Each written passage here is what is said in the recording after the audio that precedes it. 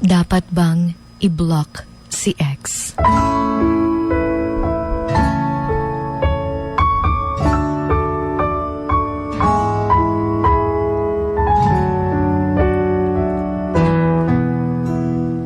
Ang pag-block, unfriend, o unfollow sa isang tao ay hindi nangangahulugang you are immature, natalunan ka, na hindi ka pa naka-move on, na hinahabol mo pa siya.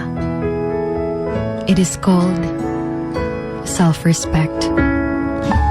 Sometimes, kailangan nating gawin yung mga bagay na yun for our inner peace. For us to grow as well, we need to cut connections with them, lalo na't alam nating hindi na healthy. Dahil the more na makikita mo sila, the more kang masasaktan. Especially if nasa healing stage ka pa lang. Iba-iba tayo ng ways of moving on. And if nakikita mong blocking them or even removing them from your life would be the best way, then do it. May iba naman na after how many months of blocking their ex, ay ina-unblock nila dahil naka-move on na sila.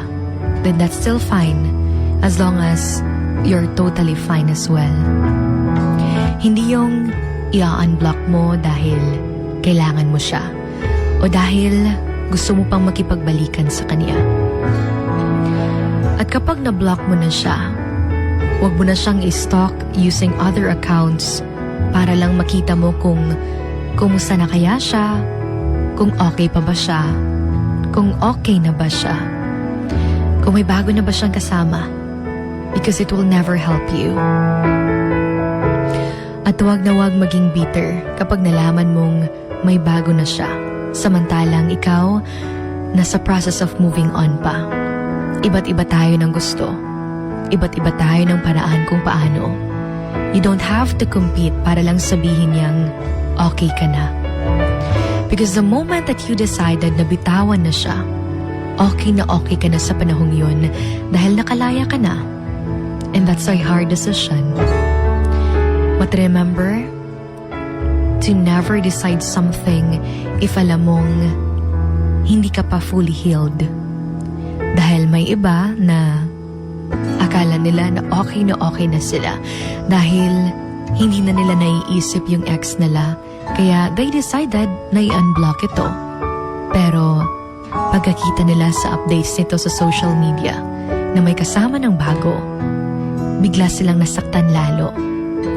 Yung nakikita mong sobrang saya nila, tas biglang bumalik lahat ng sakit na nararamdaman mo. And remember na hindi mo kailangang magmahal ng iba para lang makalimutan siya. Dahil tanging siya lang pa rin yung maiisip mo habang may bago ka pang kasama. And wag na wag ding magparinig on social media para lang mailabas mo ang galit mo sa kanya. The attempt to escape from pain is what creates more pain. Remember to turn your wounds into wisdom. Moving on doesn't mean forgetting. It means accepting and growing from the experience.